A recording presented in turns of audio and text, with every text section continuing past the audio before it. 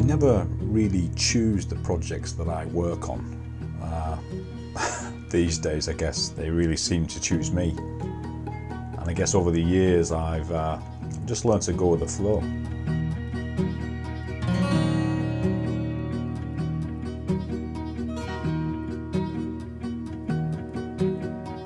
After speaking to one or two witnesses online and taking a look at the British Bigfoot online map of witness sightings, I knew I had to get involved, and I knew that it would be a long-term commitment to do the project justice.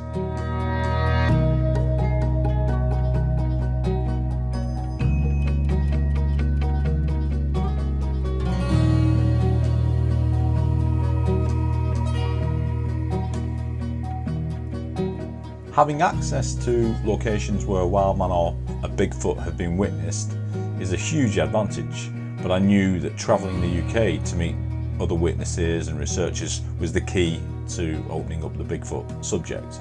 And although it currently stands somewhere between 30 and 40 field researchers, I know that it's the British Bigfoot research team's aim to increase that tenfold, and I think the ultimate goal is to interest the mainstream scientists who might be able to help protect such a species if one is found.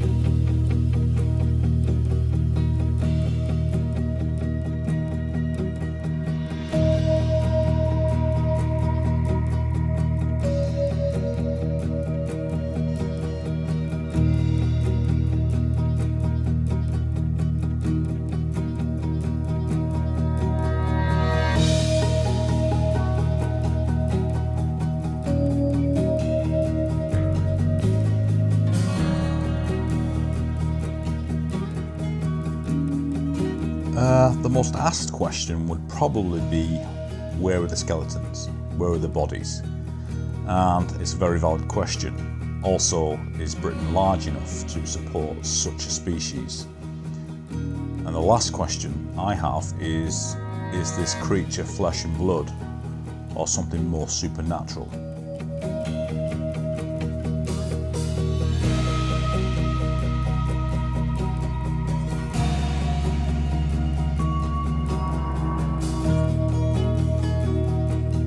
And over the years, this species and perhaps others that live in the wilds have seen what evil man can do. So it really comes as no surprise to me that this species, the wild man, woodwolves, Bigfoot, the werewolf, if it exists, would certainly do its utmost to avoid contact with human beings. It's a simple case of survival, and they're fantastic at it.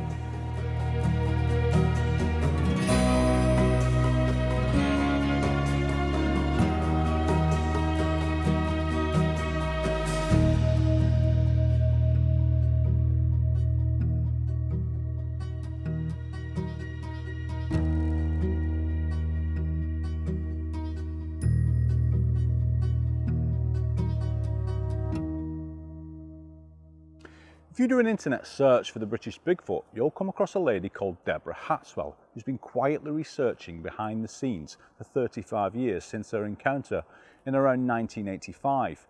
Deborah was playing truant from school with a friend, and they were unfortunate enough to think that the teacher was coming. It just so happens that it wasn't the teacher.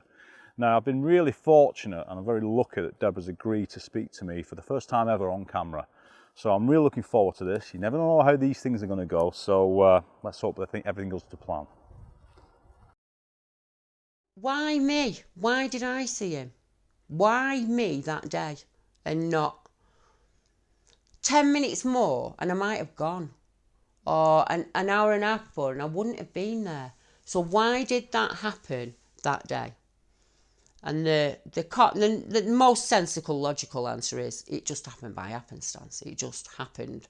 I just happened to be there. But that just happened has took 34 years for me, and I'm still 34 years on, want to go and camp there at night and see if I can see him again. That's the logical side of my brain.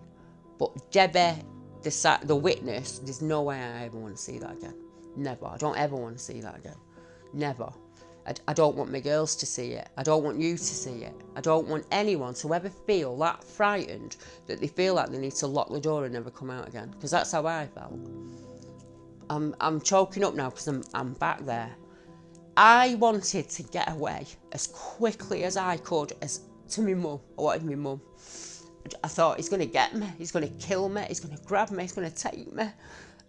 All of that in an eighth of a second going through your brain, with your logical brain going, get up and run, girl, get up and run. I grabbed my friend and threw her to the floor. I kicked her to the floor so he'd get her. You get her and don't get me. But that fear is still there in me to this day, and I can't make that go away.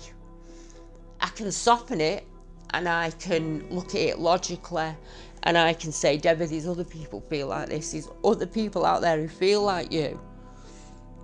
And that makes me get through the day. But at the end of the day, I'm still that 15-year-old kid who hasn't got an answer, who doesn't know, who wants somebody to come and say to me, there's the answer. I'll take it all away. I'll take all your fear away. You never have to do another radio show. You never have to write another article. I'll take it away and I won't do it. I'd still have that fear because of the witnesses. Because there's other witnesses out there who feel like that. And I couldn't sleep at night knowing that I'd done everything I could to make that person feel better. Yeah. So if that's all I ever do, if I never prove this a wild man, and I never convince people to go and look, I'll know that I've done everything I can do. And another part of me is, I want you to go out and enjoy the woods. I want you to get back to nature. It stopped me. It was my favourite place to be, and it stopped me going. It stopped me going. It stopped me doing something I loved. I'm sorry. No, don't apologise. Just have a minute. No, I want to get it over and done with. It's just because I'm back there. That's what it does to me. This is the real me. This is the 15-year-old that saw him.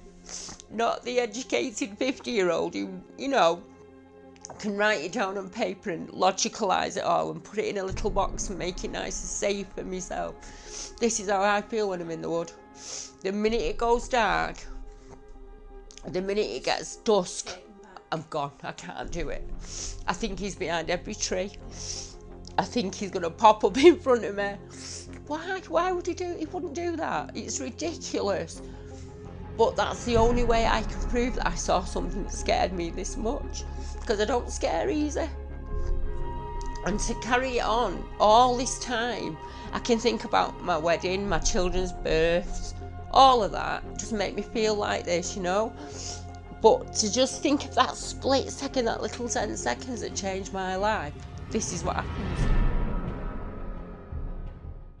Wow, I mean, that's the first time or one of the few times in 10 years of doing this that I've had such an emotional reaction, really powerful interview. And the interesting thing is about that, whatever Deborah saw that day, she wasn't alone. Went into the woods anyhow, and we were building an assault course. You know, what you have in the army and whatever, rope swings, you know, things that you climb up on, tree platforms. We made one of them all the way through the wood, you know, from one end to the other. And we thought, you know, we were there with three friends of us at there. Well, there were me, two other friends. My other friend went home early. He just disappeared. So me and Mark Ormby, we just thought, oh, we'll give it a run through. So we ran from one end to the other, just going through the assault course, seeing if it worked well. And we got to the far end, and it's like a fallen down tree that was there. I remember the fallen down tree bark, and we were stood there for a while. And we weren't far from the actual walkway itself. It wasn't far. I said 15, 20 foot away. I think I saw it first, actually. Yes, I saw it first because I said, look, there's somebody coming. I said I thought they were walking the dog, and it stopped. I remember it stopping, like it could hear us or something, messing around, mucking around and stuff. And it turned.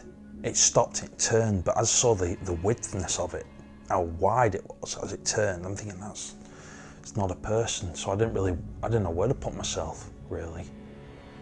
And it just made the sound it made was just, I don't know, it was like a screechy, groany sound that it made. No, I can't even do it. I can't even do the impression of it.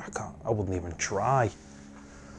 And it just, but you could make out the detail of it. You see the muscle on it. I remember seeing the muscles on its arm, this side. Not much this side, but this side you could see its arm. And as it turned, you could see the bulkiness of it. And just before it made its grunting groan, you could see it breathe in and then exhale it. I'm thinking, oh. Yeah, and being a kid at 12 years old, 13, it's a bit too much for me, that. So I went, and I didn't want to go back for a long time. Years, actually. I took Janine there, my partner, just to show her. And even then, I felt I shouldn't have been there when I went back.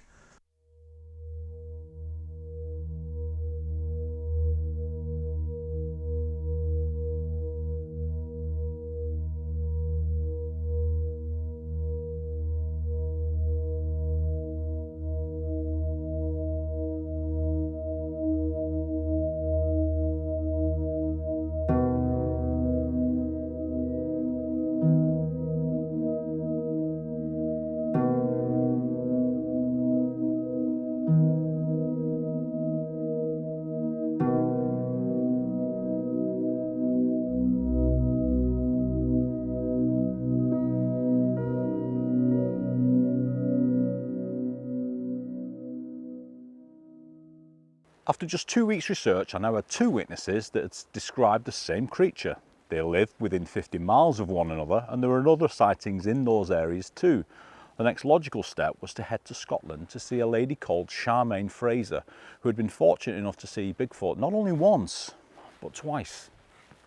My experience was, basically it was one day, I was up at my grandparents' up at Carmiley, and I was going down to the neighbours down the road to pick up the newspapers because they'd get delivered down the road, and it was something that we were always quite happy to do because the neighbour, Mrs Sturrock, would give you a sweetie, you know, and so me and the dog were heading, there's a wee track that leads from the property down onto another track before you get onto the tarmac road.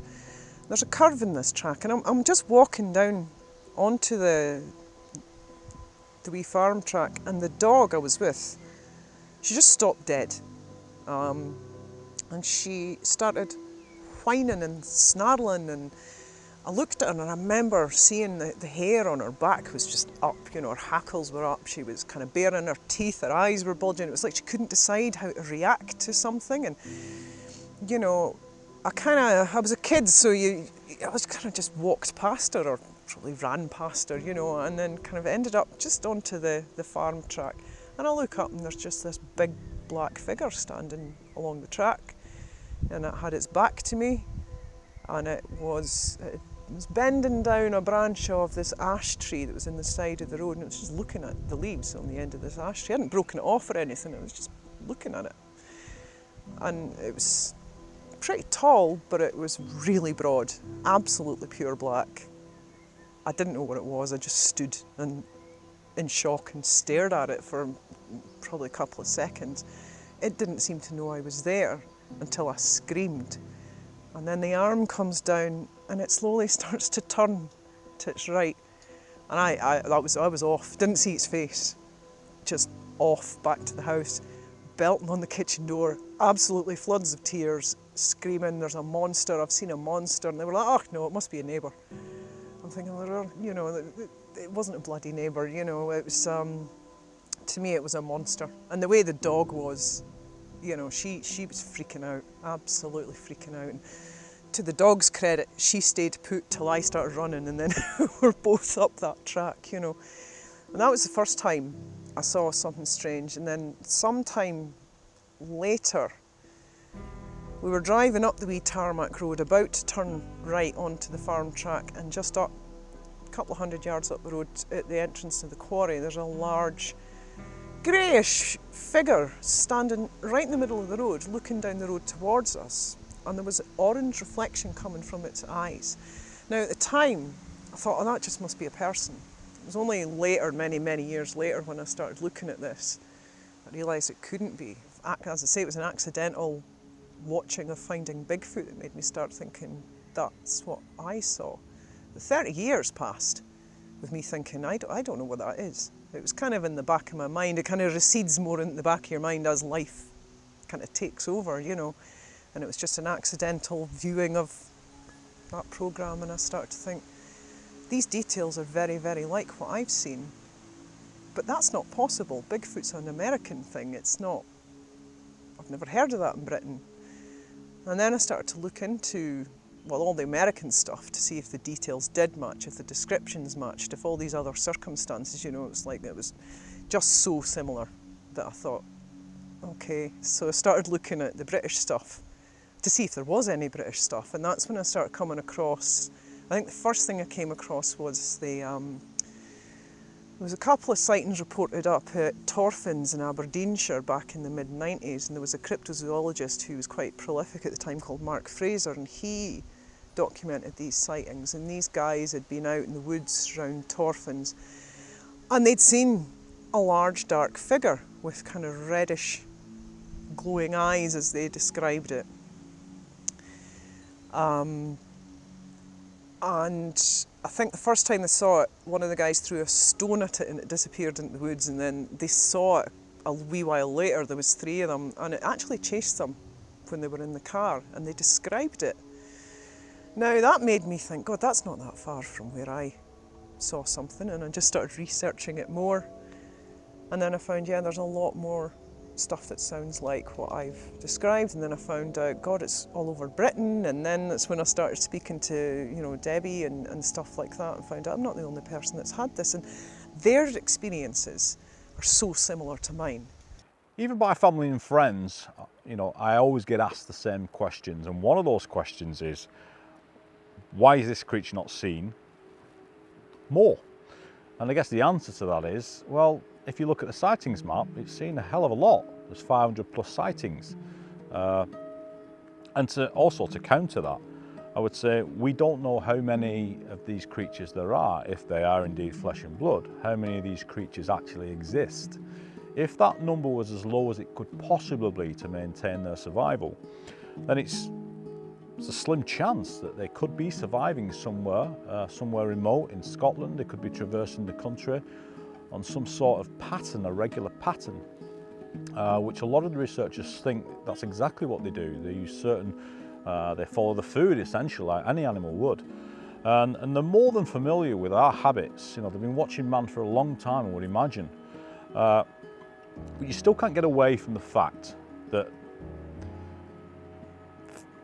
they should be being seen, they should have been captured. It makes sense. But are we just thinking with a human, are we using the logical perspective from a human's mind? I think maybe we are. Maybe are we underestimating these things? Maybe. But nevertheless, you know, you still have to approach these questions with a high amount of skepticism.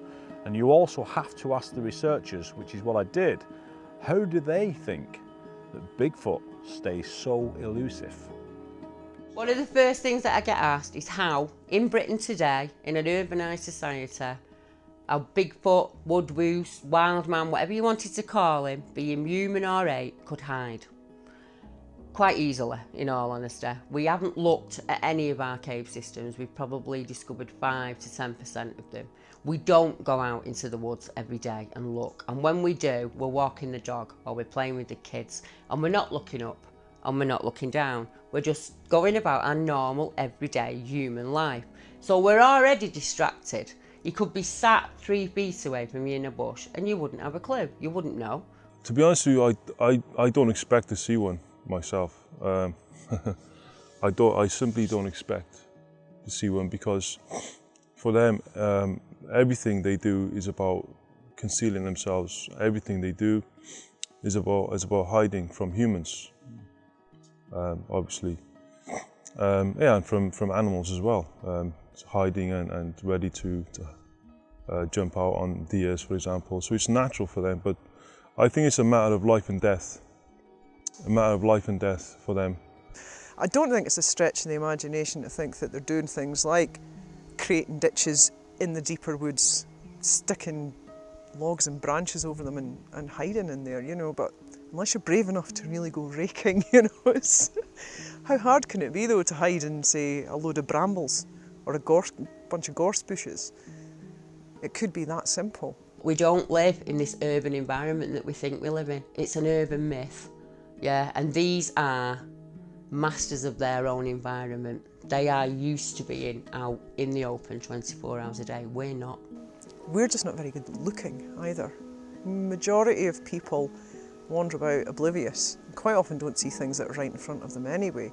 And I think when we see them, when we do have sightings, it's when they've dropped the ball, when they're not paying attention, when they've made a mistake or for some reason they've been distracted, they don't see us. When I saw one, it didn't know I was there till I screamed. I think the idea that we live in a country where you can't elusively travel through the countryside without being seen is a misnomer. Clearly there's big patches of fields and grasslands and hills and mountains and forests where there's just nobody there. Even outside of towns and countryside, villages, there's these black areas. It's an island in darkness, you know, and we're not off the path ramblers or trekkers, British people. I mean, there's some wild campers and outdoorsmen out there, but they're few and far between. People don't know what they're doing. We prefer to stick to the path, a lovely country walk along a path through a big park like this, perhaps. And there's very few people out in this side, in the woods, where we are. We've seen lots of people passing on the path. We see lots of people walking their dogs. But take a 100-yard trek into the woods, and I think you'll find different things. I think they mainly travel and hunt at night, I think, mainly, obviously because it's dark and they don't want to be detected. So, and even in the nighttime, they will hide in the shadows. Because, like I say, it's being seen by humans is really a no-go for them. So even at night, they will hide in the shadows. One of my examples for this and how I started to reconcile that there could be unknown animals, big animals like Bigfoot living here, is something to do with the deer population. So I discovered there's over 4 million deer in the UK, roaming about the place, epidemic proportions apparently, and yet you never see them. You might occasionally see some grazing in a field beside a motorway, but it's rare, or on a country estate. It's rare, but there's 4 million of them.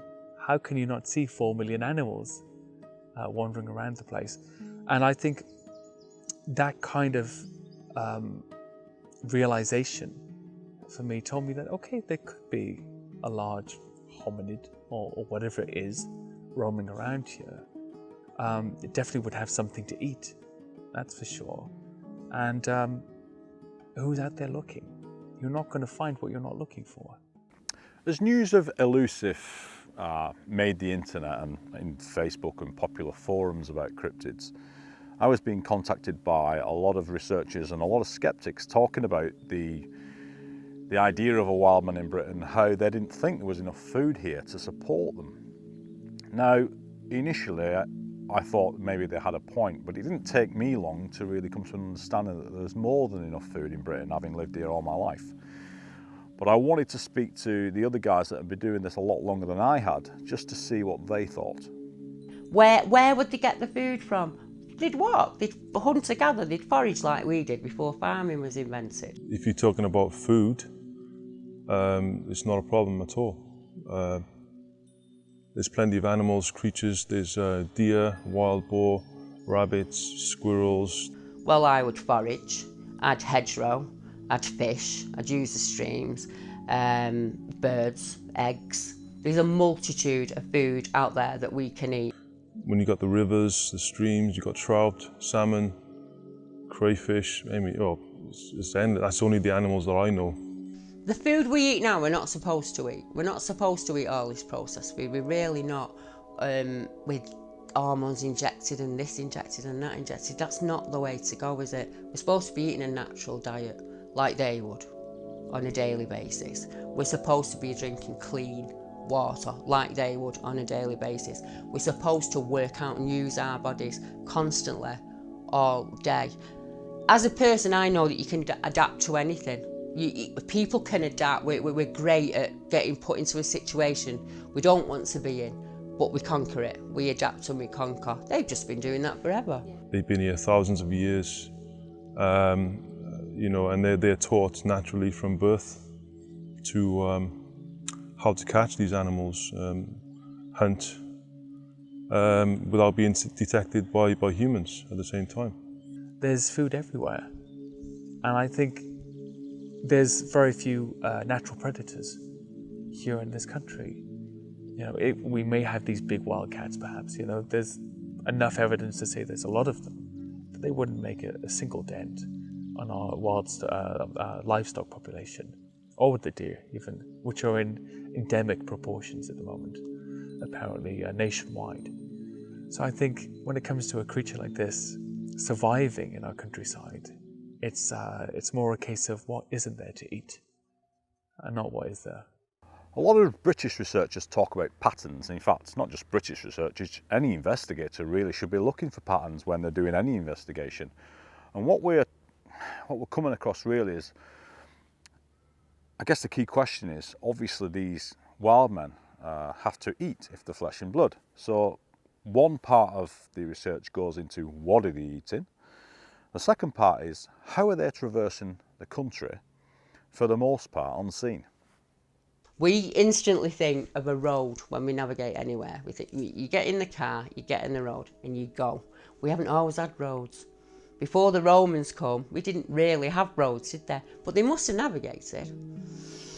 So I thought, well, I'll look at ancient spring water, and see if I can find any sightings that appear around them. And there are a lot.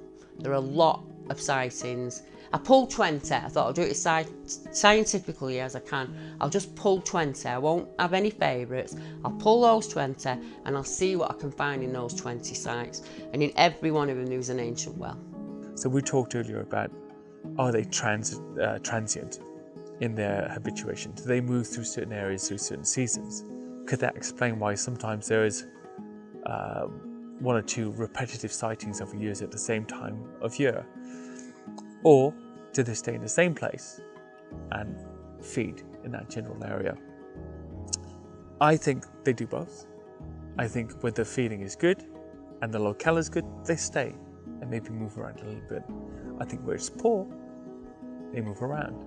Get your map, your Google map, simple Google map, get your area and pull out and pull out and pull out again. And you will be able to get from one city to another by a green corridor, by either using the river, the railway, the golf course, whatever you want to use, you will find a way of getting there. If you don't want to be seen, you won't be seen.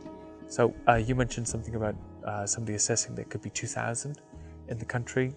I don't think as many as that even. I would imagine somewhere between 500 to 1,000 max. Now, there's a theory about the big cat population that's exploded here, allegedly exploded here, that there could be up to 1,500, and that's over a 40-year period. 40-50-year period since the Dangerous Wild Animals Act was introduced in the 70s. And I think that's reasonable. And cats would probably breed much, much quicker and have more seasons than something like a large hominid. So I think they're probably very rare. They're spread out. Some of them travel, and some of them stay put. I don't know how they avoid inbreeding. I think somebody has to travel somewhere, out of the local area, It's not beyond the scope of possibility that some of them are using the length and breadth of the country. They will travel group to group, or, I do think there are corridors. I do think they have to do that. I do think so. I don't think they can stay.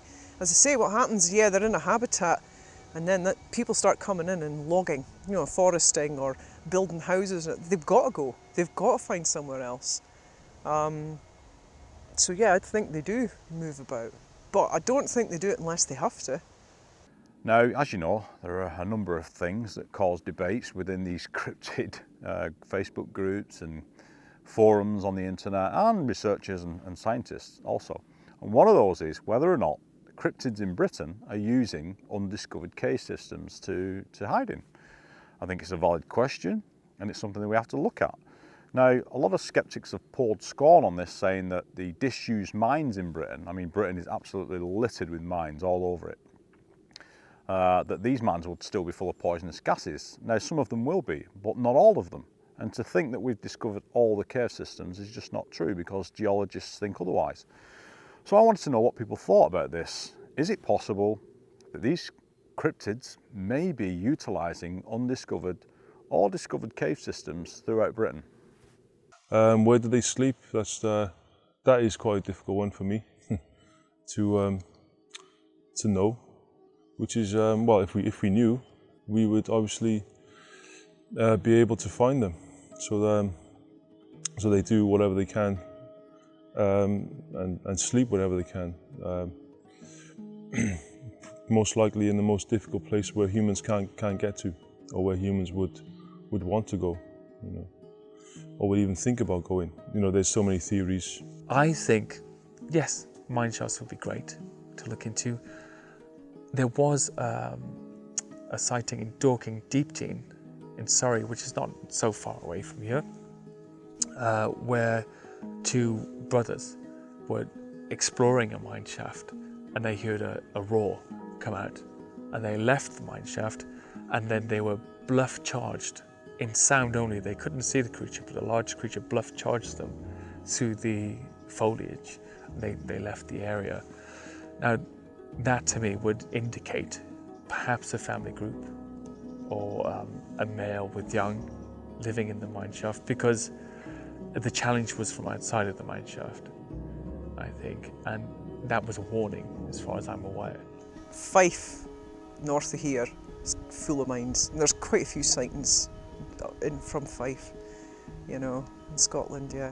Up Bathgate Hills, there's the Silverman sighting from the 80s, which is quite interesting. A large silver greyish figure running alongside a car up the Bathgate Hills.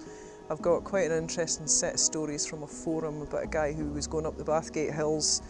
Every winter they would get chased off the hill. They found footprints in the car park in the snow and all this kind of thing. There's a big old silver mine under those hills, you know. So yeah, I think mines have a lot to... I do think they're probably used. There's a theory in the United States that they follow railways, that follow power lines. You know, as a guide, this is a nice straight route to follow.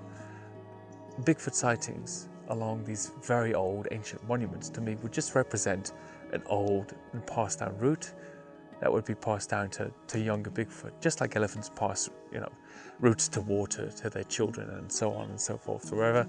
I think that would be exactly the same thing. This has been here for 1,000 years, 2,000 years. This is a route we've always known. Now there's a new route, some pylons that follow this straight line across this hill. You can follow them to get there and get home.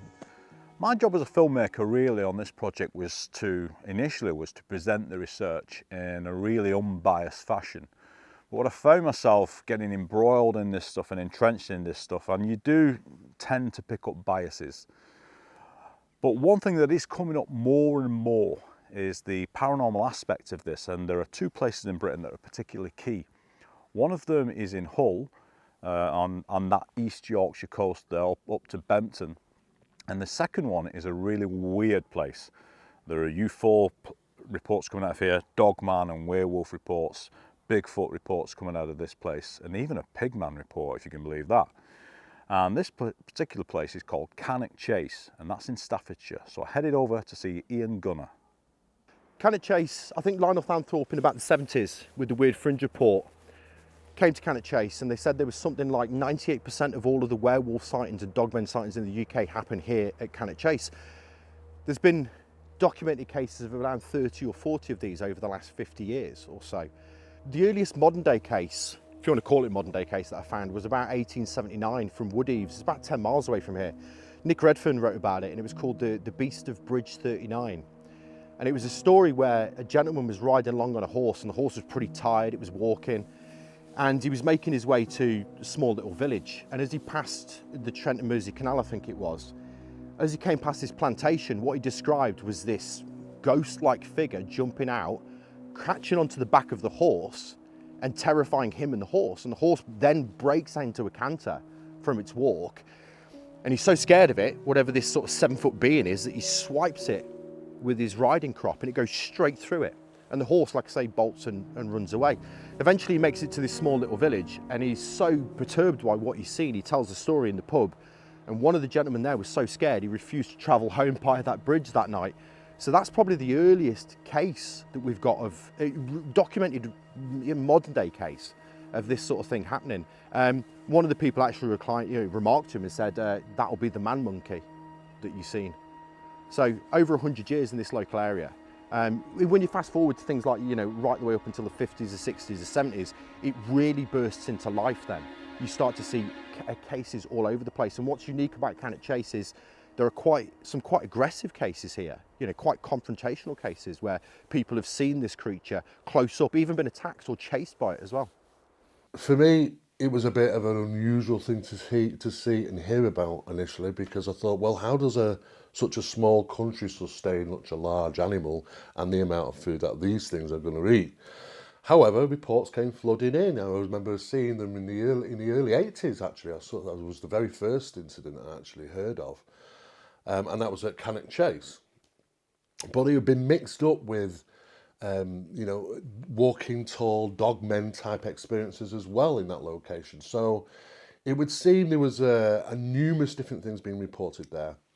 My first investigation was 1991 of a Bigfoot incident that took place at Cannock Chase again in the woods, in a place called near Walker Woods Reservoir. Now, it's quite a large location, and the story is that, because I interviewed these two guys, and they were in the 30s, I believe they were absolutely being legitimate when they were telling me about their experiences, and I could not find any form of deception taking place. They'd been out there in the woods, it was at night, and they were heading home, and they thought somebody was actually following them, and they kept stopping and looking around, couldn't see anything. They carried on a little bit further, they could hear the crunching of branches and twigs and things, and this, whoever it was getting closer. Made no attempt to hide itself in a sense of making sure that it was heard. Big branches, twigs were snapping, maybe as if he even mentioned that they thought it was being done on purpose, as if to say, hey, I am here. And they suddenly got this feeling as they were moving on that they were being watched, and this oppressive feeling came over them, and they started to get a little bit worried. Now, as time went on, they quickened the pace.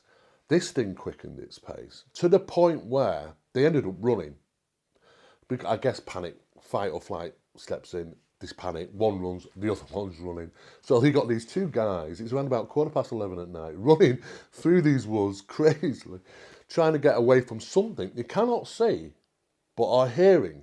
Now, at some point, when they stopped, because they purposely stopped sometime and then just to listen, are we being pursued?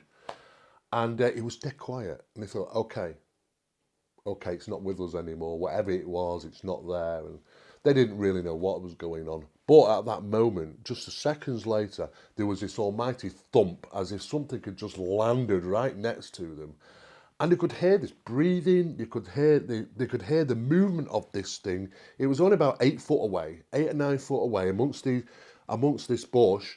The bush was moving, and yet they couldn't see anything. They could see nothing. But they described from the sound that this thing was bigger than the average human.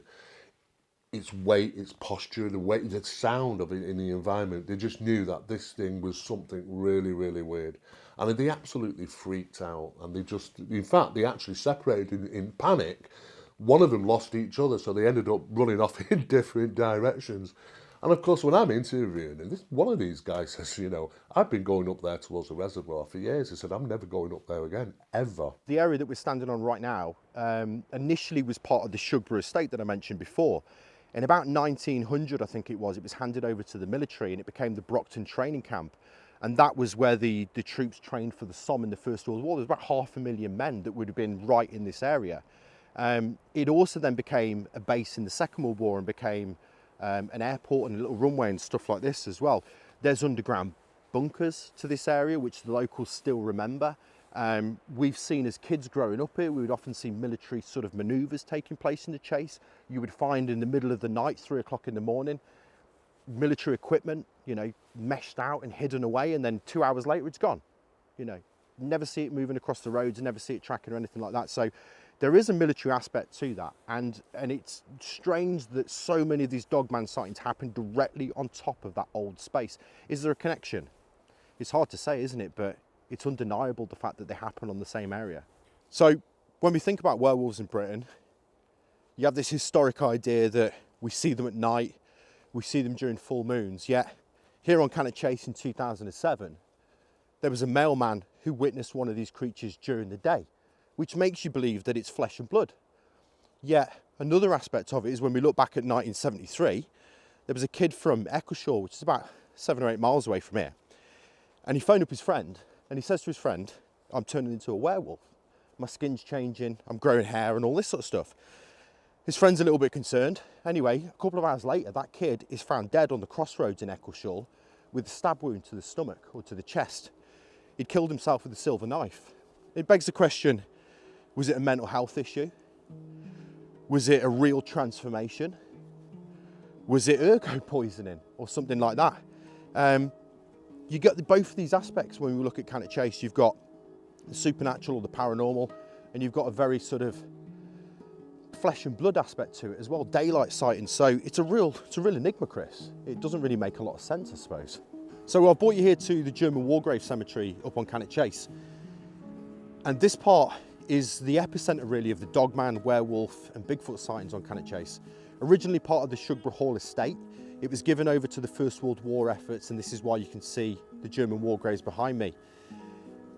Most of the sightings on Cannock Chase come from this area, and it was here in 2007 that West Midlands Ghost Club came with Nick Duffy and took what they claimed to be very credible eyewitness accounts. A local postmaster and a scoutmaster had seen this thing during the day, startled it, and it had rose up onto its hind legs some 7 feet high, muscular, and made its way into the bushes.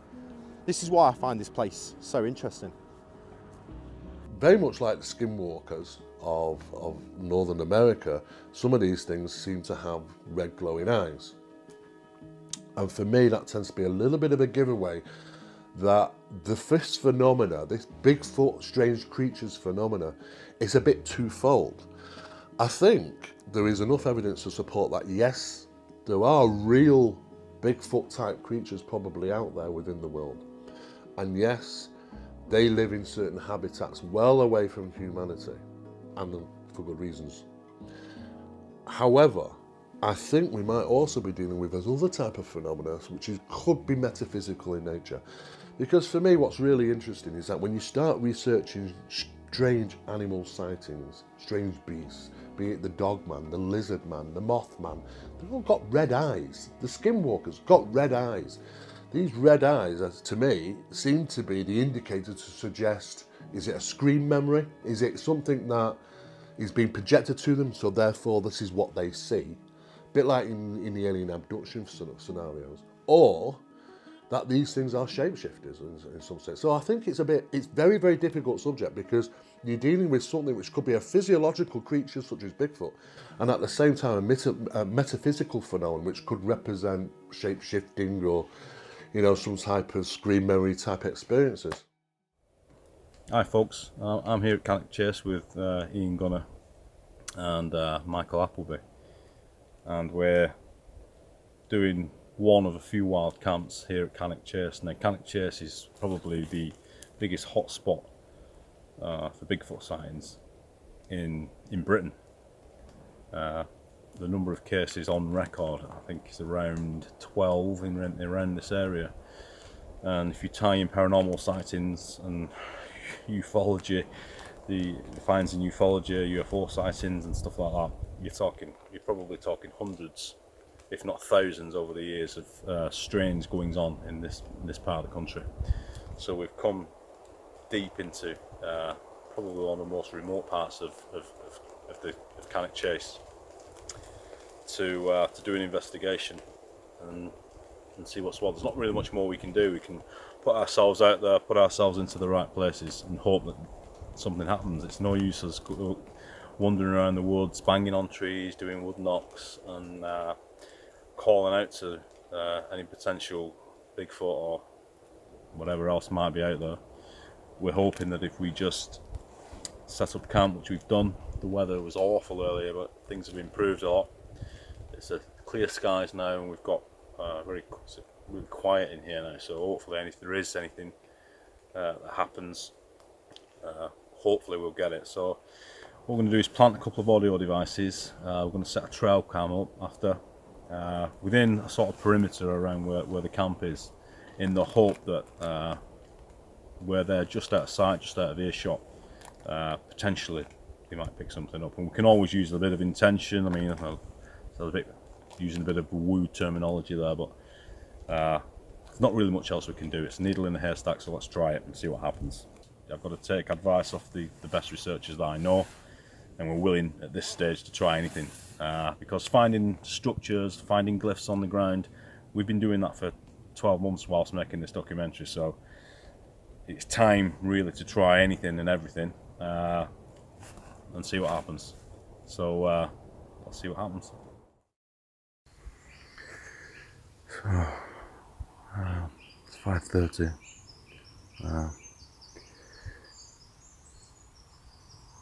Interesting night.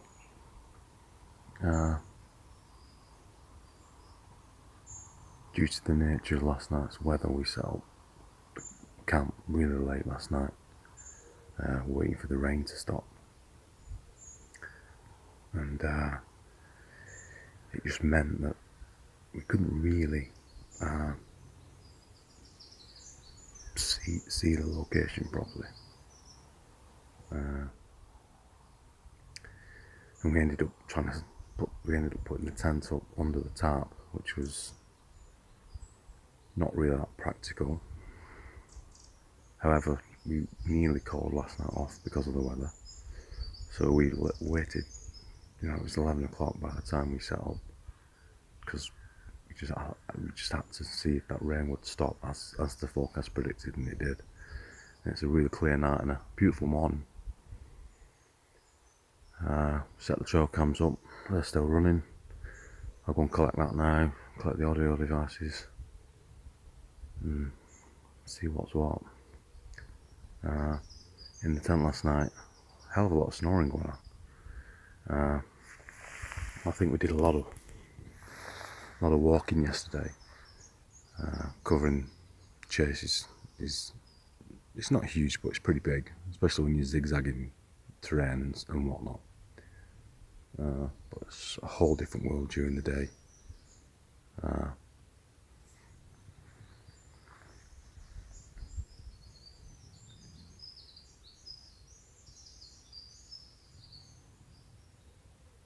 think when you're in the tent, you always suspect something's walking around. You can hear things, what you think of footsteps and deadfall. But as such, there was nothing that really stood out last night as wildman or cryptids or anything unusual regarding just your everyday camp, really. So again, it was always going to be a needle in a haystack, so I guess we keep trying.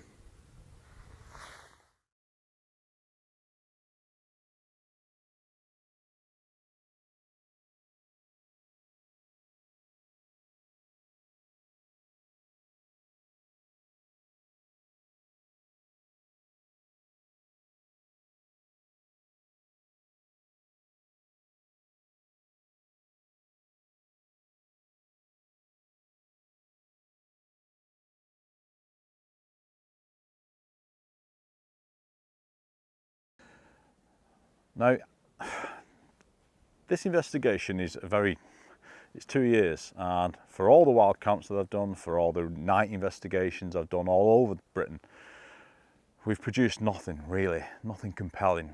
But that's not really surprising given, you know, what we're looking at. But one of the spookiest places in Britain, or one of the most notorious forests to camp in Britain, is Harwood Forest up in Northumberland, and that's very near to Britain's third biggest forest, Kielder. And there's some very strange reports coming out of there. So I got in touch with a guy called Fell Wanderer, who is a prominent wild camper. He runs a well-known YouTube channel for bushcrafters. So what else could I do but go up to Northumberland and spend a couple of nights camping with the Fell Wanderer just to see if we could get anything. Well, I've camped here in groups, I've camped here on my own, and I can honestly say I've never experienced a more spookier place. Some of the best times I've had has been on my own when I know there's nobody else around for miles, and I'm hearing, often at the early hours in the morning, 2, 3 o'clock, I'm hearing knocks and breaks, all happening within a couple of seconds of each other. So I know it's not the wind because it's been totally still, and it's just, like I say, there's just nobody around. And when you're on your own, it can just really freak you out. But it's exhilarating at the same time. So this evening marks the beginning of this 2-night investigation into here at Harwood Forest, which is in, I think Harwood and Kielder, the forest in general, is the biggest forest in England. And I think the third in Britain. I think there's 2 bigger forests up in Scotland. So there are a lot of stories coming out here, some from wild campers, some from some from farmers, some from other researchers in the BBR that talk about people finding sheep carcasses in here, strange noises in here. Neil Young, who's been a member, and probably I think he was a founder member of the BBR years ago, has had experiences in here as well. He's had some parts of his camping kit removed and suddenly appear from nowhere. So tonight is really all about getting, as ever, like I've been doing for the last 2 years, getting out here, putting myself in the environment. I've been joined by Michael Pelby of the BBR as well. I'm here with Fell Wanderer, he's experienced some strange things in here. He's also an experienced wild camper. He's familiar with the area. He knows it inside out like the back of his hand, and I think that's important when you come to these places. Don't just wander in wildly and blindly. Speak to someone that knows what they're doing. So what are we going to do? Well, we're going to plant a few audio devices. I think we've got three separate audio capture devices. We've got 2 trail cams that we're going to set up, even though they're forever unreliable and never capture a thing, but we've just brought them, so we're going to try them. We may try a bit of mat, we may try just a bit of just putting it out there, just a bit of intention.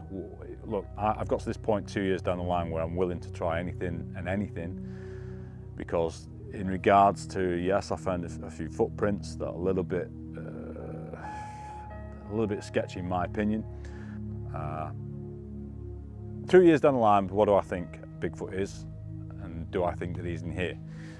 The honest truth is I don't know what he is. I don't even know if he's real, because I'm relying on the evidence of other witnesses. Do I believe their stories? Absolutely I do. Do I think it's supernatural, which is a big thing. There's a big thing in the British, and even in the world over in the Bigfoot community, there's a big thing about it being this supernatural.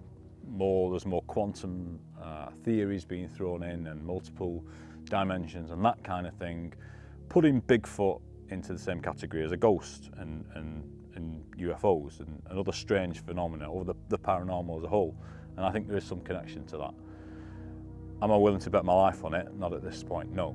I think, unlike other research, I still think there is room in Britain for a flesh and blood animal, and that is always been my line of inquiry. First, rule that out. Talking to the witnesses, it looks like the accounts are heavily favour something corporeal, so something flesh and blood. Do I rule out a supernatural element to this? Absolutely not, because I've been in and spoken to witnesses, people like Paul Sinclair, that have witnessed strange things and all manner of phenomena, including Bigfoot, in the area where UFOs are seen, cattle mutilations, strange deaths of cattle and other wildlife. So is it related? I don't know. Hopefully tonight we'll find out. I like being under a tarp, I like being in a bivvy. And to me, a bivvy's the way forward. You can just roll it out within 30 seconds, that's your shelter. If you're sure it's not going to rain, it's brilliant, you don't have to put a tarp up. But it's usually sod's law if you don't put a tarp up it usually does rain. But I like this A-frame configuration because it allows me to lie down and I can see all the way around. If I hear noise through the night, I'm not in a tent, you know, I can see what's going on. So to me, it's a simple form of camping. So as with any other camp, we put out the equipment, we light a fire, we cook some food. And at this point, I really want to know, you know, Damien's been wild camping a long time now, and I wanted to know what he thought about the possible existence of a wild man, be it flesh and blood or something more supernatural. And what did he think the prospects of it being real are? It's still a mystery, but I am switched on about this place now. And for a while I was frightened to come back, because the more I got to know, the more I was kind of like freaked out about it, thinking, because I didn't know, you know, I'm on my own. Obviously I haven't got a weapon or anything. And you know, if they wanted to do harm, they could do it. But then I got thinking, well, if they wanted to do harm, they could have had plenty of chances before now to do it. So I kind of like, it was just like, it was psychological. I got over it eventually. And now I'm quite happy to come back out in the forest and camp on my own, which I do quite frequently anyway. I think these creatures, I think they can appear and disappear and perhaps only leave one or two prints. You know, like the one I found, it's just one on its own. And it looks to me like a footprint. I had a good look around, I couldn't see if that was a track leading to it or leading away. I couldn't find anything. So my only hypothesis was that this thing had just materialised, perhaps took a drink, got up and walked away. And that's perhaps what it is. It's just, because people talk about tracks leading somewhere then just suddenly stopping. Well, if that's the case, where have they gone? And the only logical explanation for me is they've just disappeared. They've changed form. Have they become energy? I don't know. But that's maybe why there isn't much evidence, because they're not in the physical form that often.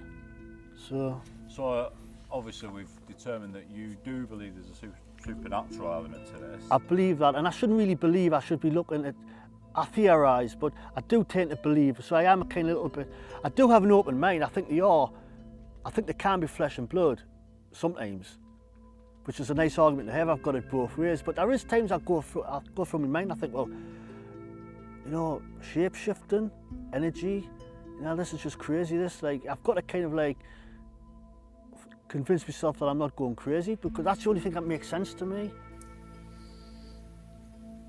So it's about 2:30.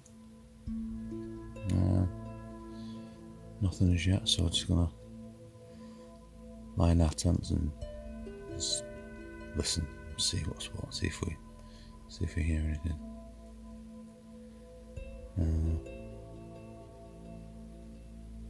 That's all we can do.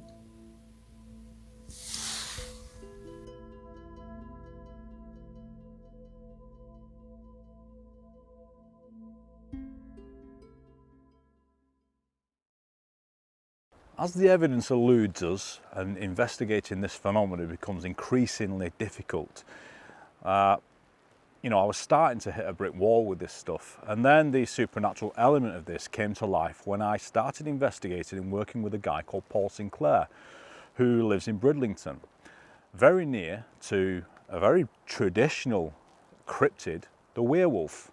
And there's been many sightings in Flixton. In fact, it's quite infamous, the Flixton werewolf, the beast of Barmston Drain.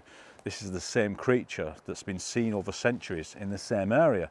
Now, is this some sort of supernatural creature, some sort of ghostly phenomena? And it's a very difficult thing to investigate. Nevertheless, I had to get there, speak to Paul, and find out all about it.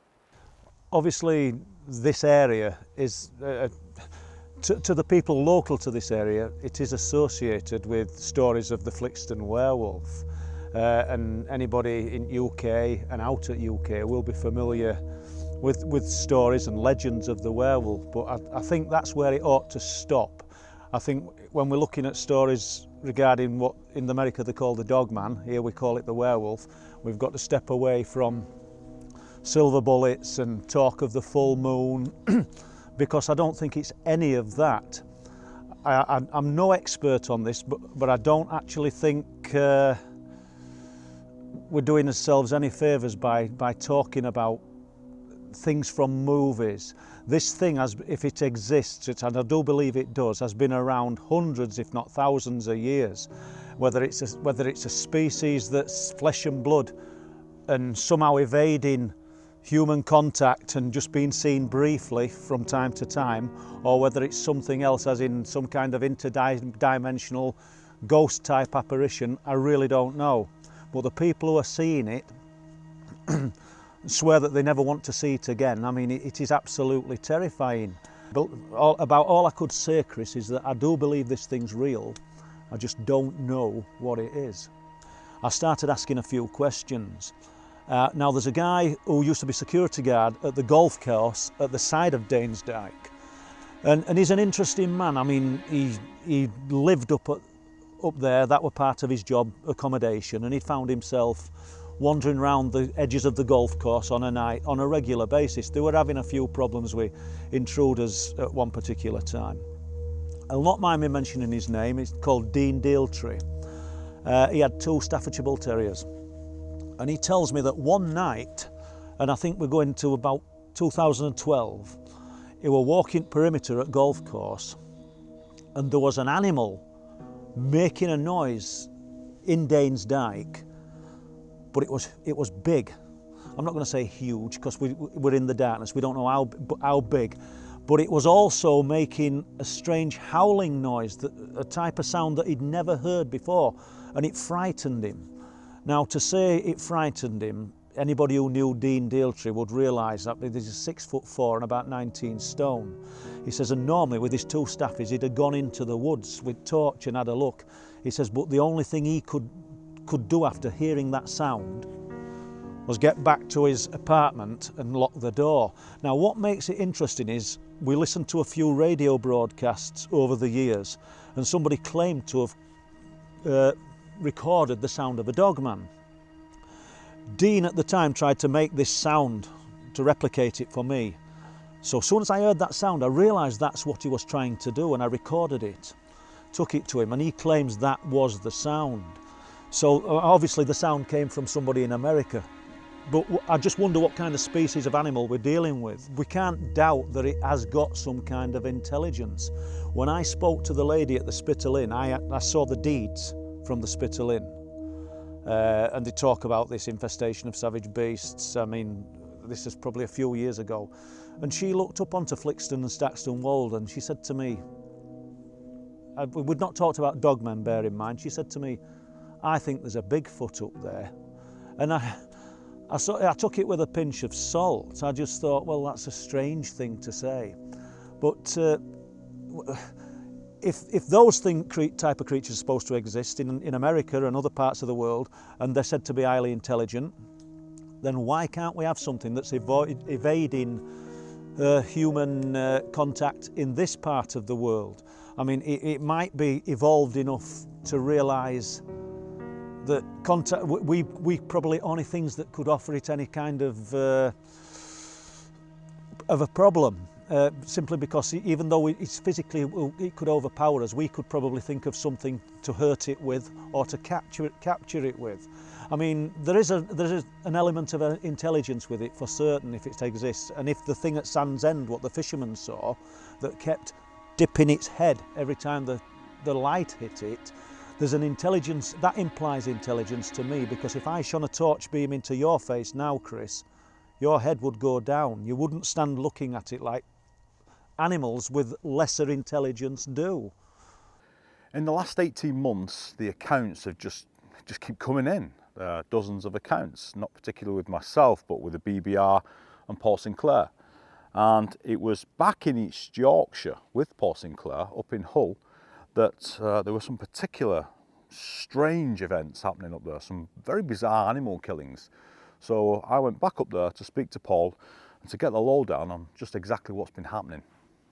So today I'm at Danes Dyke, which sits between Bempton and Flamborough. And the dyke itself, if you was to follow it a mile down from here, would lead us to the coast. Now, anyone familiar with this subject will know of the beast of Barmston Drain.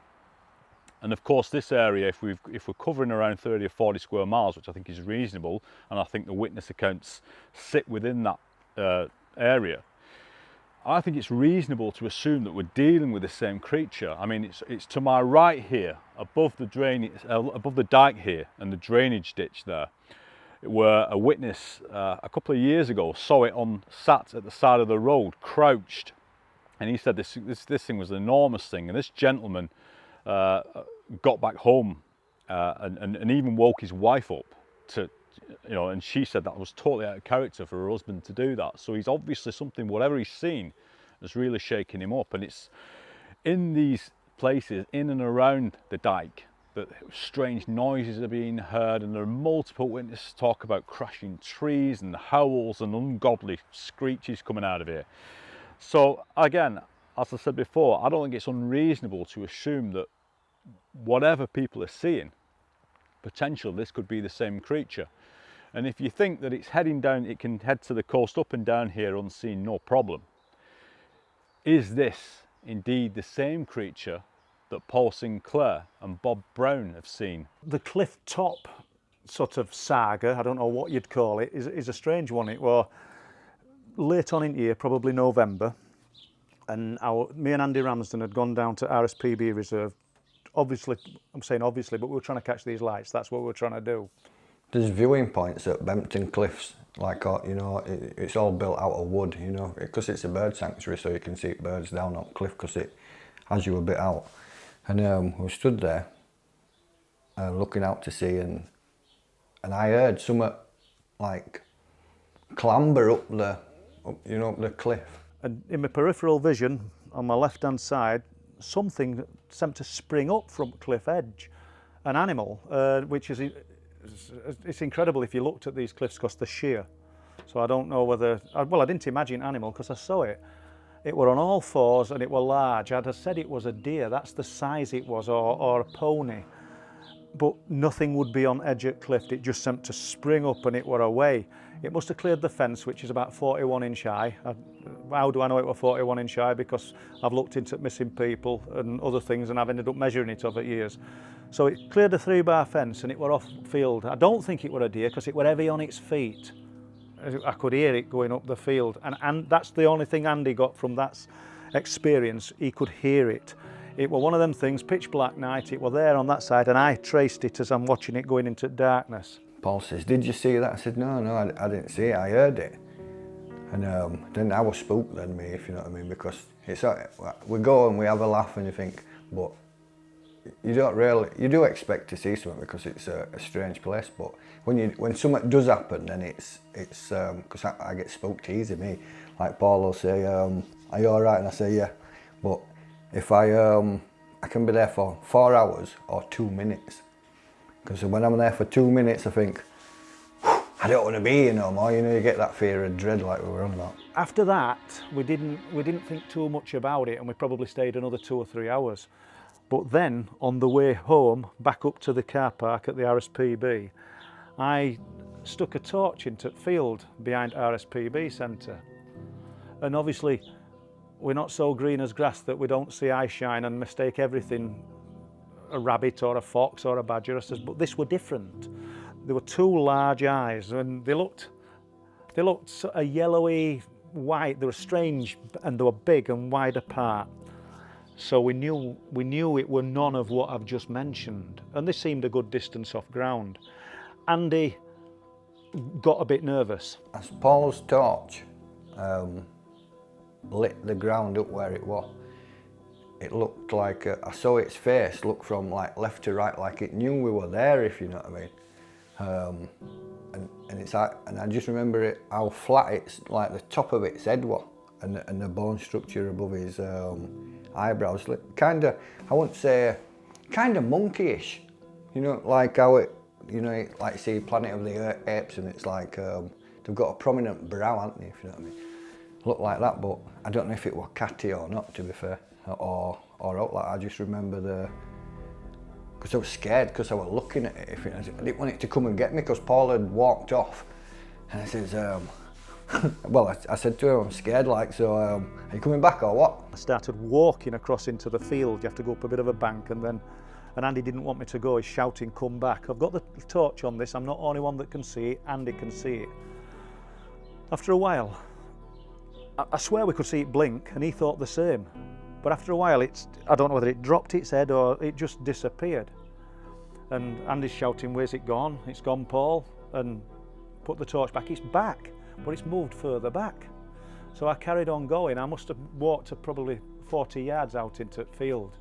Do you know, since I met Paul, he's one that he don't give up with it. You know, I've got kids and stuff like that, so I have to like find time for it. But Paul's constantly on it, and he wants to. If we see something, he'll run straight towards it. If you know what I mean, and that's what he wanted to do. Like go find it in the field. I was frightened, mate. I thought I'm studying on my own now, so I thought, yeah. But Paul wanted to go find out what it was, if you know what I mean. I felt, I just sort of thought to myself, I'm being lured out into the field here.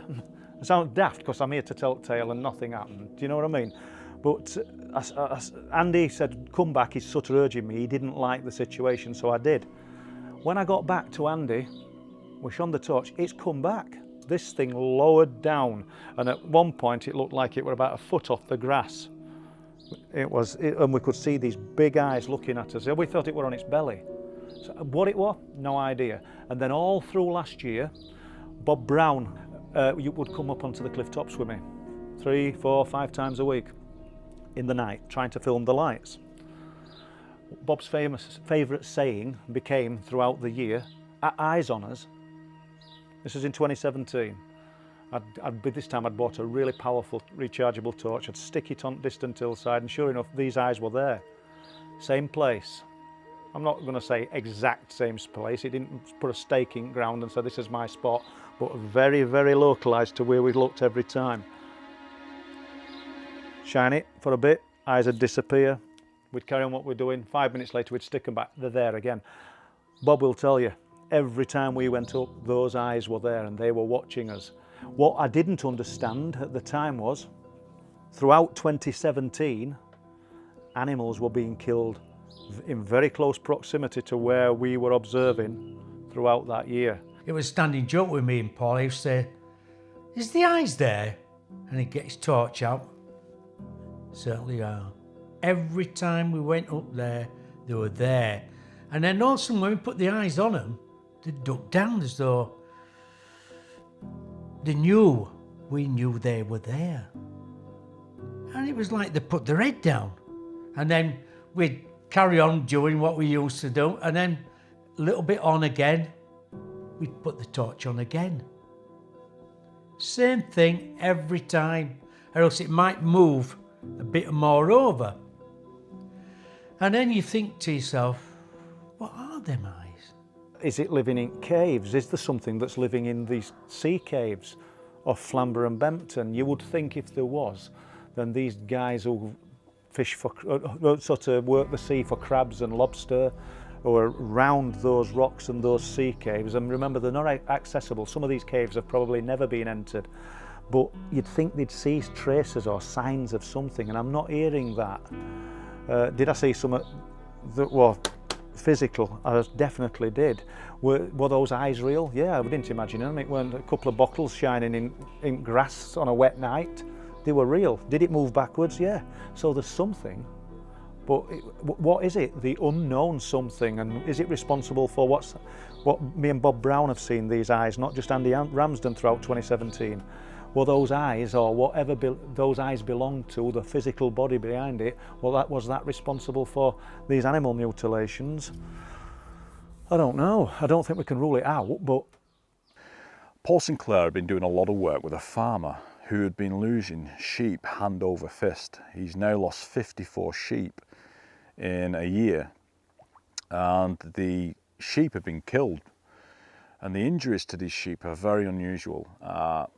But what's more interesting than that is that one day the farmer told Paul that he had gone out to check the sheep in the morning, and he found 30 sheep crammed into a sheep run designed for 6 sheep. Now, a sheep run's the last place sheep want to be, because they get tagged in there. So I can only assume that something had scared these sheep and caused them to corral themselves, and actually 4 of the sheep suffocated or died of fear that night. So I wanted to speak to Paul again, and I wanted him to talk me through What happened? Right, we're sort of at this area where things have been happening since 2017. I first became alerted to it, as I already said, New Year's Day. But we're on the fields. We're not going to disclose where, because it's just not fair to people who have to live this and work this for a living. But that is an example of the sheep run. Obviously we wanted the corralled area where they'd run into that holds 6 sheep nose to tail. Well, imagine on 28th of June, this same sheep run, probably the very same one, had 30 sheep in it. How could that be? Dead of night. And somehow 30 sheep have been forced into this, jumbled on top of one another, looking like a complete just pile of animals in distress. And as I say, some of them were dead when the panels were removed. So it just gives, while we're here, we just thought we'd just give you an example of what I've been talking about. Nothing better than actual thing. The question of whether this phenomenon is a cultural phenomenon or a psychological phenomenon is a very valid one, and it's been at the centre of many debates within the cryptid movement. And for a long time, I've been flip-flopping back and forth between the two, flesh and blood, supernatural, paranormal. I really wanted to speak to the witnesses and the researchers to get their thoughts on this and to find out where they stood on the matter. It's hard because people don't want to come forward. A lot of them get reported as paranormal, as ghosts. Because if you're in the woods and you hear running footsteps or whispering or something's thrown at you, you instantly think ghost in the UK, because we haven't got anything to reference it to, have we? So you see a dark shadow in the woods, it's a shadow man, it's a ghost. We don't have bears, we don't have wolves, we can't say like the Americans, oh, it's a misidentified bear. So when people are seeing upright, bipedal, hairy, human-looking men in the woods, what are they mistaking them for? There isn't anything we can mistake them for.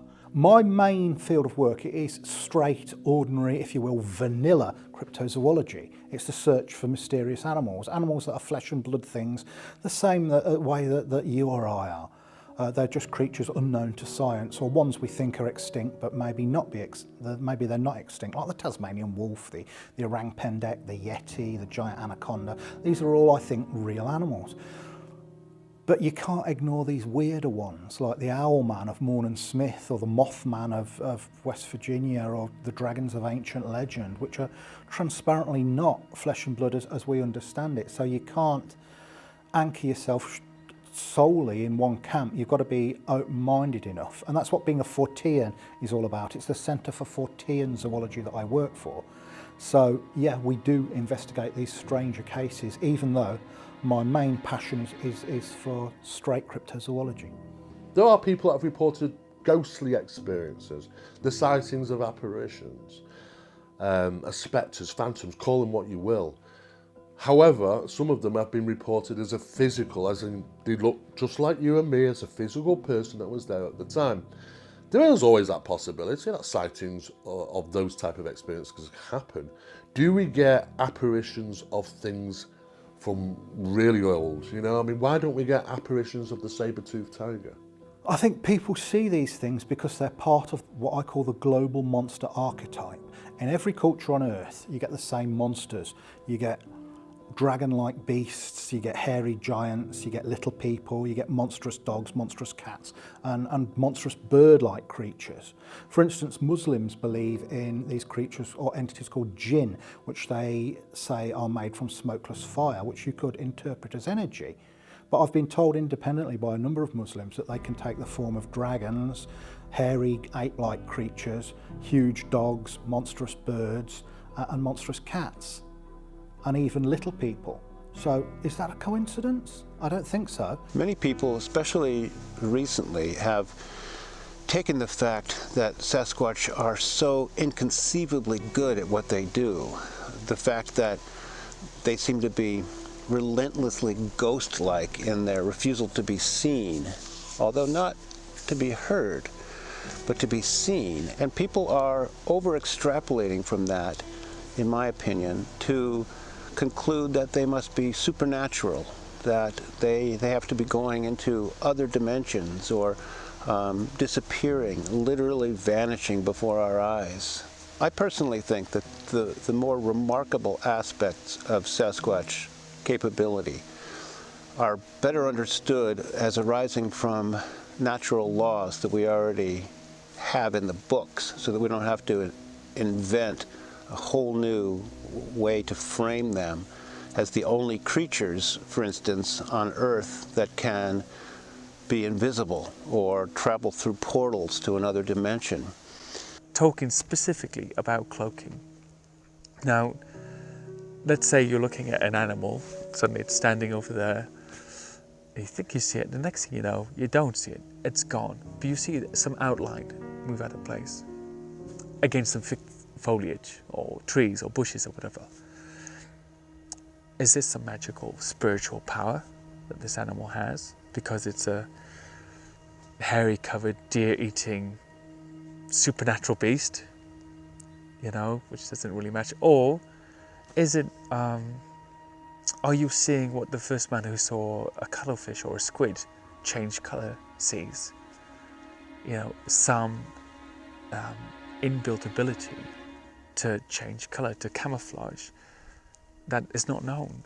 You know, when we first saw the cuttlefish do that, or the squid change colour, or an octopus mask itself onto a rock, that's a magical power, isn't it? Because how could it possibly have the ability to do this? Surely this isn't natural.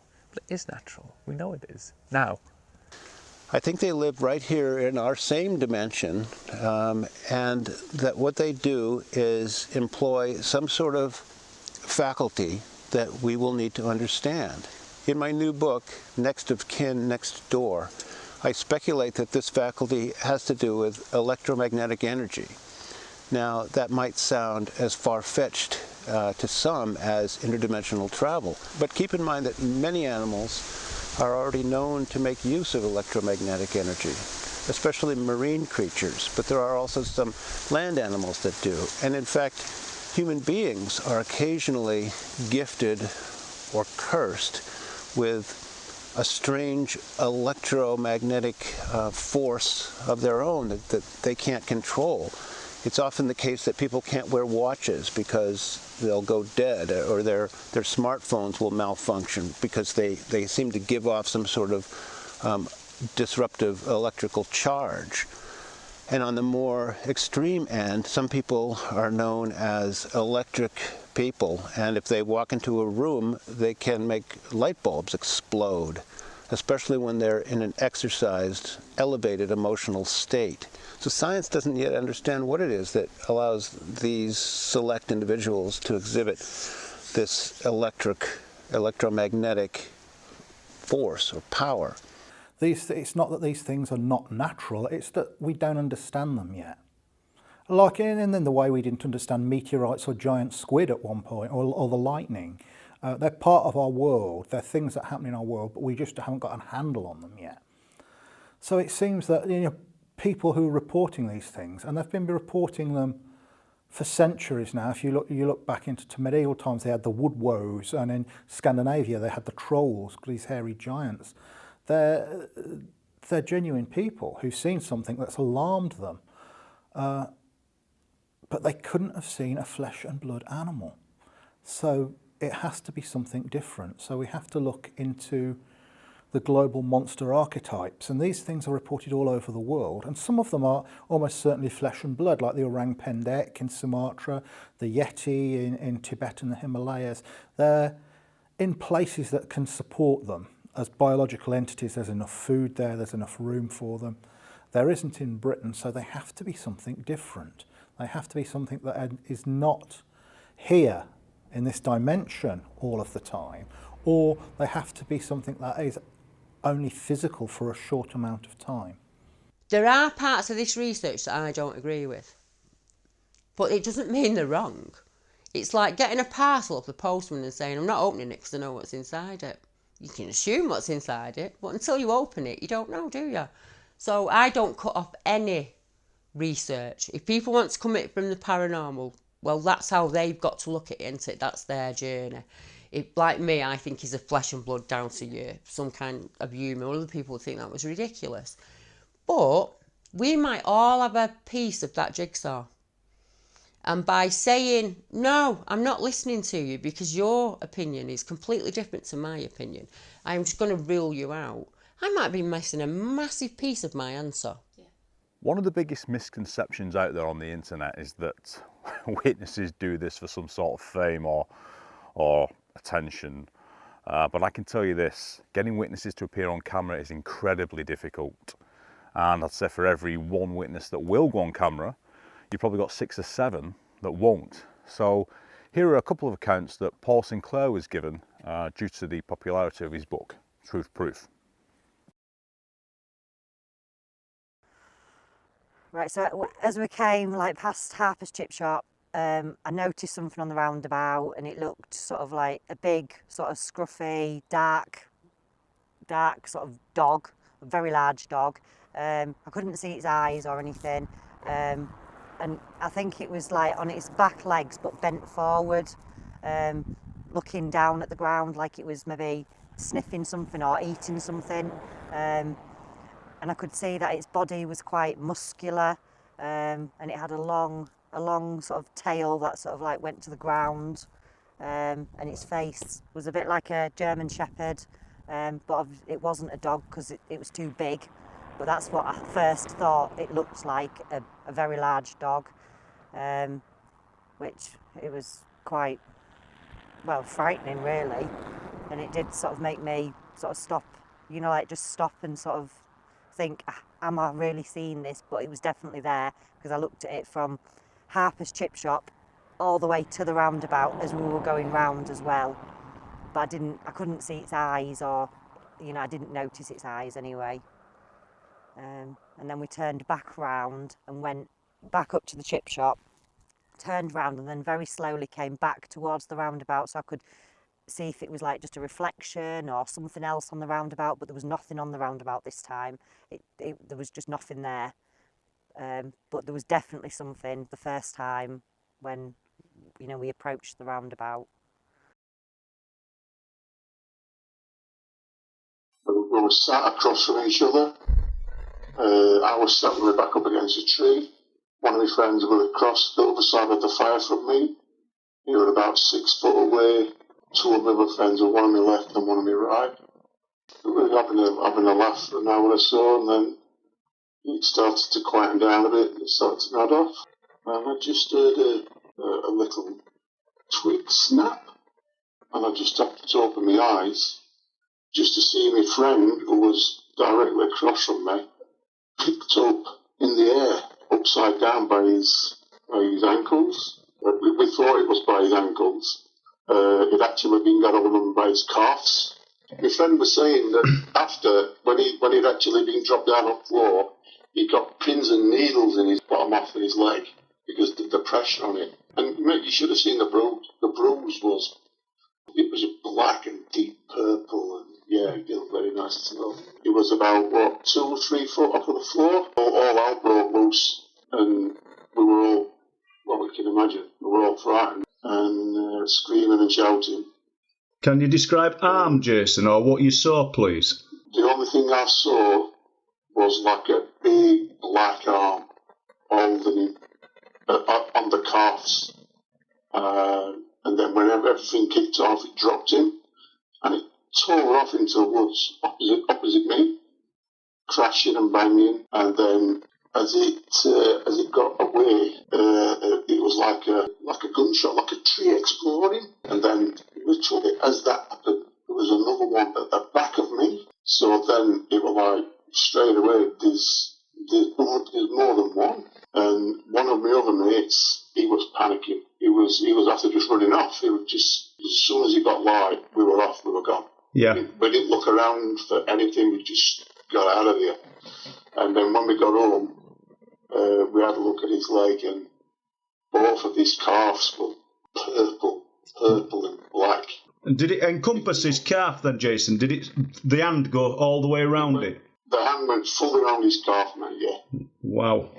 And obviously around his car. I know you're on the level with this story because you were reluctant to tell it previously, but so this isn't me insulting the story, but you are absolutely certain that this couldn't have been people trying to frighten you, aren't you? Well, let me just say this to you. For the person to have picked my friend up by his calf, Agreed. and it wasn't just off the floor, it was a good 2 or 3 foot off of the floor. For one person to do that, they would have to have been Superman, mate. Maintaining a sceptical viewpoint on this as a filmmaker is very important, and there are times during this film that I've wandered far from that path. And there are also times during the making of the film that I've become increasingly frustrated with the lack of photographic evidence as well. But I think that's down purely to the lack of researchers out on the ground. But I was surprised one day when I was contacted by a guy from Wales called Bigfoot Tony, who was a video analyst and was well known in the US and Canada, as he had done a lot of video analysis on some of the Sasquatch and Bigfoot footage that they had filmed.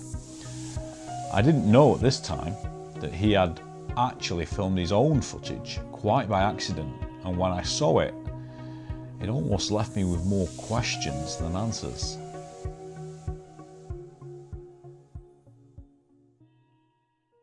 So I was coming up along a trail, which I believe it could have been a human trail, but it wasn't one that was regularly used, I don't believe anyway. And it could have been used by Bigfoot, could have been, possibly. And as I was coming up this trail, I noticed a small stick that had been broken. So I proceeded to film with the phone. And you know, sometimes if you're too close with a phone, it will just, you know, capture the background. The background will be in focus instead of the actual twig or whatever you're filming. So that's what happened. It was too close, and I didn't realize at the time, but it was actually filming the background. When I watched the video afterwards, I think the next day, I noticed in the background, thinking, oh, maybe there might be something there. And yeah, as soon as I saw, got to the bottom, there was an actual figure, which looked like a gorilla. That's the only thing I can say. It actually looked like a gorilla.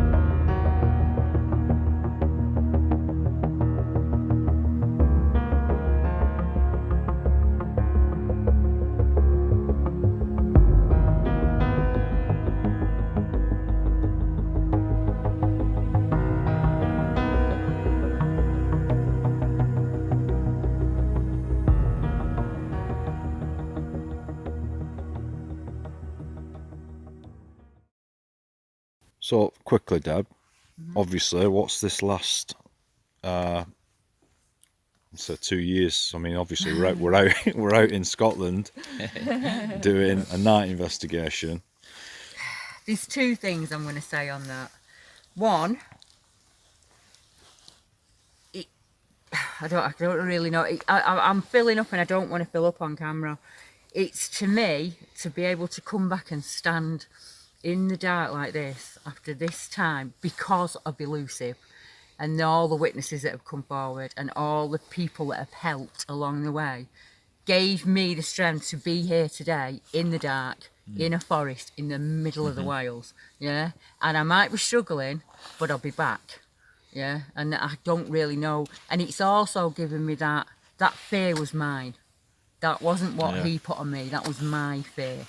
And if he's out there or he stood 10 feet away, I think he knows that now, yeah? And we're at peace, me and him. We can, you know, go our separate ways and just carry on doing what we're doing. Just think of where you've come since 12 months since you went back to Bootle Hill over a year ago. It's more. It's It was 2 a massive, years. It's about, big deal it's for about you, 2 that wasn't years it? ago. And Getting out. then look where you are now. In the woods, even if you can only do 4 or 5 steps from the car, do those 4 or 5 steps, and next time do 6, and next time do 7, and eventually you'll end up like this, you know.